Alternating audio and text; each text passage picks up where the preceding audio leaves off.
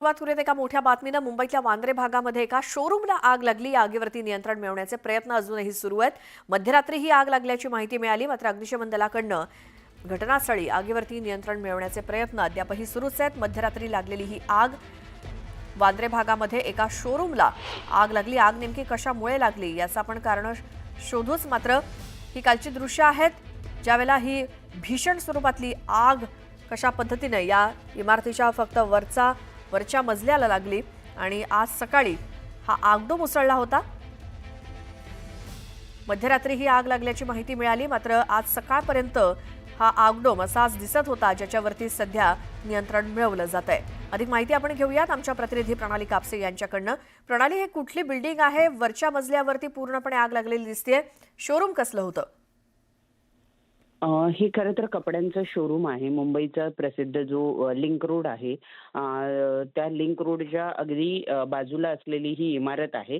आपण जर बघितलं तर KFCचं शोरूम आहे, त्याच्या अपोजिट बाजूला हे क्रोमाचं शोरूम होतं आणि या क्रोमाच्या शोरूममध्ये ही आग लागल्याचं बघायला मिळतंय. मुख्य म्हणजे काल मध्यरात्री आग लागल्याची माहिती मिळते. त्यानंतर 12 बंब या ठिकाणी पाठवण्यात आले. ग्राउंड बेसमेंट +3 असं हे संपूर्ण स्ट्रक्चर आहे आणि तिथे आपण पाहतो की पूर्णपणे आग लागलेली दिसते आहे. याच्यामध्ये शोरूमचं आतमधल्या सामानाचं मोठ्या प्रमाणावर नुकसान तर होईल, परंतु सुदैव हे म्हणावं लागेल की अजूनही या आगीमध्ये कुणीही कोणाला दुखापत झाल्याचं किंवा कुणी जखमी झाल्याचं कुठलीही माहिती नाहीये. त्यामुळे सुदैव म्हणावं लागेल की शोरूमला ही आग लागलेली असल्यामुळं याच्यामध्ये कुठल्याही पद्धतीची जीवितहानी किंवा कोणाचं नुकसान झालेलं नाहीये. वित्तहानी मात्र नक्कीच होणार आहे, कारण संपूर्ण शोरूम जे आहे ते जळून राख झालेलं आपल्याला बघायला मिळते. अगदी सकाळपर्यंत ही आग सुरू होती, ती आपण या ठिकाणी बघतो आहोत. कालच्या पहाटे ईडी कार्यालयाला आग लागली आणि त्यानंतर आज आपण जर बघितलं तर मुंबईच्या बांद्रा परिसरातील या मॉलला आग लागलेली आहे. त्यामुळे मुंबईमध्ये नेमकं चाललंय तरी काय असा प्रश्न या ठिकाणी निर्माण होतोय, कारण ईडी कार्यालय ते आपण बघितलं तर बराच कालावधी ही आग विझवण्याचं म्हणजे आग विझवायला लागला होता आणि आज सुद्धा पहाटेच्या सुमारास ही आग लागून बरेच तास झालेले, तरी सुद्धा सकाळची दृश्य सुद्धा आपल्याकडे आहे, ज्यावेळेला आग अजूनही भडकलेली आणि संपूर्ण शोरूम जळत असल्याचे दृश्य आपल्याला बघायला मिळत आहे. बिलकुल प्रणाली, धन्यवाद या माहितीसाठी. सकाळपर्यंत आगडोंब कसा उसळलेला होता. मुंबईतल्या वांद्रे इथल्या एका कपड्याच्या शोरूमला लागलेली ही आग सकाळपर्यंत ही सुरू होती, पहाटेच्या सुमारास लागलेली. मात्र आगीवरती नियंत्रण मिळवण्याचं काम हे अजूनही अग्निशमन दलाच्या जवानांकडून सुरूच आहे.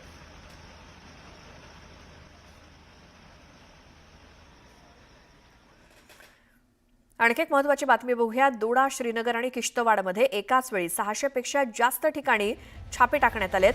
शोध मोहीम सुरू आहे. जम्मू काश्मीरमध्ये दहशतवादाविरोधात मोहीम सुरूच आहे. पोलीस आणि सुरक्षा दलांनी श्रीनगरमधल्या अतिरेकी आणि त्यांच्या समर्थकांच्या 36 लपण्याच्या ठिकाणांवरती आणि दोडा आणि किश्तवाडमधल्या इतर डझनभर लपण्याच्या ठिकाणांवरती छापे टाकलेत आणि त्यांची झडती घेतली. पहलगाम हल्ल्यानंतर 6 दिवसात सुरक्षा दलांनी अतिरेकी आणि ओव्हरग्राऊंड वर्कर 600हून अधिक लपण्याच्या ठिकाणांचा शोध घेतलाय.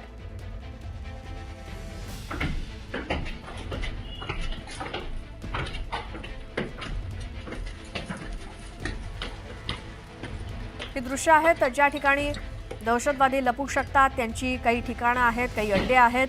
तिथे जवानांनी जाऊन पूर्णपणे शोध मोहीम घेतली आहे. एकाच वेळी अनेक ठिकाणी हे सर्च ऑपरेशन सुरू आहे. यामध्ये दोडा, श्रीनगर आणि किश्तवाडमध्ये एकाच वेळी 600 पेक्षा जास्त ठिकाणी छापे मारलेत. मंडळी, निष्पाप पर्यटकांचा बळी घेणाऱ्यांचा बदला घ्या, ही तुमची भावना अगदी रास्त आहे. पण आपल्याला बदला कुणाचा घ्यायचा आहे, आपला शत्रू कोण आहे हे निवडण्यात जर आपली आज चूक झाली तर तो आपला ऐतिहासिक पराभव ठरू शकतो, हे लक्षात घेणं गरजेचं आहे. कारण जीव घेणारे दहशतवादी आणि दहशतवाद्यांना पोषणारा पाकिस्तान हे आपले सगळ्यात मोठे खरे शत्रू आहेत. पण भावनेच्या आवेगात एक वाक्य सातत्यानं आपल्याकडून बोललं जात आहे. लोकल सपोर्ट असल्याशिवाय हे घडणं शक्य नाही. हे चुकीचं आहे असं अजिबात नाही, पण लोकल सपोर्ट या 2 शब्दात कळत न कळत आपण प्रत्येक काश्मीरी माणसाला आपल्या रागाच्या कवेत घेतोय. त्यामुळे सगळ्यांना सारखं ठरवून निष्पाप आणि देशप्रेमींना सुद्धा शिक्षा देण्यासारखं हे नाही का, हे आपण लक्षात घ्यायला हवं. गेल्या काही दिवसात सोशल मीडियावरून काही लोक काश्मीरच्या पर्यटनावरच्या कायमच्या बहिष्काराच्या घोषणा देत आहेत, तर काही जण टेररिझमला आपण टुरिझमनं उत्तर देऊ म्हणतायत. अशा भयाच्या वातावरणात सुद्धा चला काश्मीरला जाऊया आणि दहशतवाद्यांचा मनसुबाच उधळून लावूया, अशी भूमिका काही जण मांडतायत. खरं तर हे मान्य करायला हवं की गेली अनेक वर्ष प्रयत्न करून सुद्धा काश्मीरी माणसाला जवळ करण्यात आपल्याला यश आलं नव्हतं.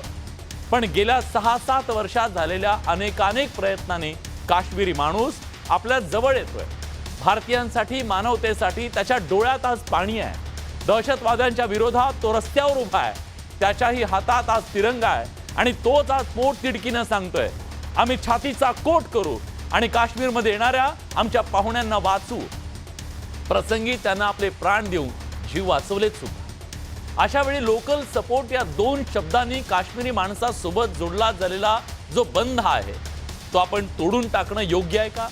हजारो लोकांची हत्या करूनही बॉम्ब आणि बंदुकीच्या दहशतीनंतर सुद्धा काश्मीरी जनतेच्या मनात भारताबद्दल प्रेम निर्माण होणं हा दहशतवाद्यांचा आणि पाकिस्तानचा मोठा पराभव आणि आपला विजय आहे, हे आपण समजून घेणार आहोत का? जे पाकिस्तानला हवं आहे, जे दहशतवाद्यांना अपेक्षित आहे, तेच रागाच्या भरात कळत नकळत आपल्या हातून होतंय का? आणि काही अमानवी लोकांच्या दुष्कृत्यामुळे आपल्याच महाप्रयत्नांना आपण धुळीला मिळवायचं का?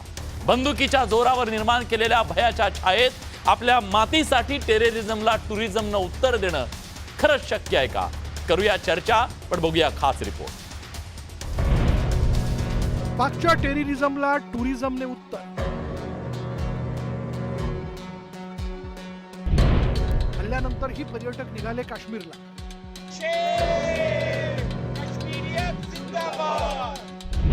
दहशतीला मोडून काढण्यासाठी पुढाकार.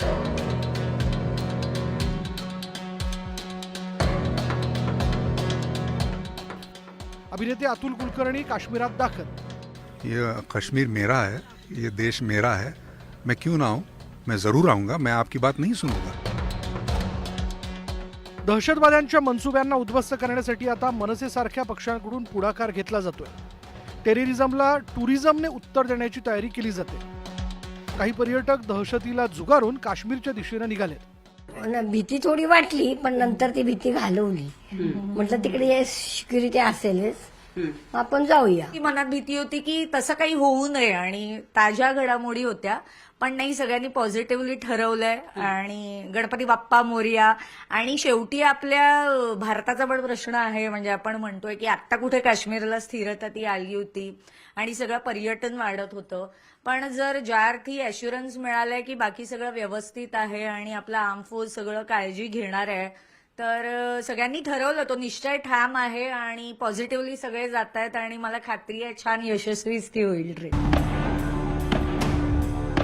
पर्यटकांच्या गर्दीनं फुलून गेलेल्या काश्मीरात स्मशान शांतता करण्याचा दहशतवाद्यांचा नापाक इरादा तडीत जाताना दिसतोय. काश्मीर खोऱ्यातील गजबजून गेलेल्या अनेक पर्यटन स्थळांवर आता तुरळक पर्यटक दिसू लागले.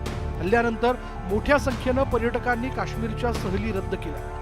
टूर्स अँड ट्रॅव्हल्स कंपन्यांना बुकिंग रद्द करण्याचे फोन आणि ईमेल येऊ लागले. पर्यटकांचा पीक सीझन असूनही मे-जून मधील बुकिंग्सवरही परिणाम झाला. श्रीनगर, गुलमर्ग आणि पहलगाम सारख्या ठिकाणी पर्यटकांच्या संख्येत लक्षणीय घट झाली. काश्मीरमध्ये स्मशान शांतता. हल्ल्यानंतर 30 ते 40 पर्यटकांकडून पर्यटन स्थळ बदलण्याची मागणी. काश्मीरचा वार्षिक पर्यटन उद्योग 12,000 कोटी रुपये इतका. पर्यटन उद्योगाचा राज्याच्या जीडीपीत 7 ते 8% इतका वाटा आहे. पर्यटकांअभावी हॉटेल्स, टॅक्सी, शिकारा, स्थानिक विक्रेत्यांचं नुकसान झालं. पर्यटनाशी संबंधित व्यवसायावर आर्थिक संकट ओढवलं. 2030 पर्यंत पर्यटन उद्योग 25,000 ते 30,000 कोटींपर्यंत वाढण्याची अपेक्षा. दहशतवादी हल्ल्यानंतर पर्यटन वाढीला खीळ बसण्याची शक्यता. पर्यटनावर अवलंबून असलेल्या 2.5 लाख काश्मीरींच्या रोजीरोटीवर संकट ओढवलं. पर्यटकांवर थेट हल्ला होणं ही दुर्मिळ घटना असल्यानं याचा दीर्घकालीन परिणाम पर्यटकांच्या विश्वासावर होऊ शकतो. त्यामुळे मुख्यमंत्री ओमर अब्दुल्ला यांनी पर्यटकांची माफी मागितली आहे. जम्मू कश्मीर की सिक्योरिटी, जम्मू कश्मीर की सुरक्षा, जम्मू कश्मीर के लोगों की चुनी हुई हुकूमत की जिम्मेदारी नहीं है, लेकिन तब भी यहाँ के वजीर आला की हैसियत से, यहाँ की टूरिज्म के मिनिस्टर की हैसियत से मैंने इन लोगों को दावत दी थी यहाँ आने की।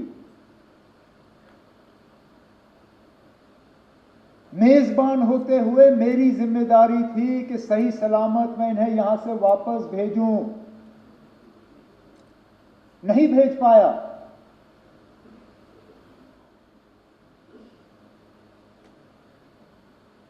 और माफी मांगने के अल्फाज नहीं थे। काश्मीरी तरुण आणि व्यावसायिकही पर्यटकांना काश्मीरमध्ये येण्याचं आवाहन करतात। अटैक पहलगाम में हुआ, ये सरासर अटैक केवल और केवल उन टूरिस्ट पे नहीं था, लेकिन ये पूरा जो अटैक है ये कश्मीर, जम्मू कश्मीर की जनता की रोजी रोटी पे भी था। तो मैं ये कहूँगा कि ये सीधा अटैक जम्मू कश्मीर की जनता की रोजी रोटी पे था। क्योंकि पहली बार, इतनी सालों में पहली बार टूरिस्टों को हाथ लगाया है उन लोगों ने। तो ये क्यों किया? तो जाहिर है उनका हम सब लोगों को ये संदेश है कि अगर आप टूरिस्ट हैं तो आप कश्मीर मत आइए, ये उन्हें मैसेज भेजना है। तो मैंने सोचा कि नहीं भाई, ये कश्मीर मेरा है, ये देश मेरा है, मैं क्यों ना आऊँ, मैं ज़रूर आऊँगा, मैं आपकी बात नहीं सुनूंगा।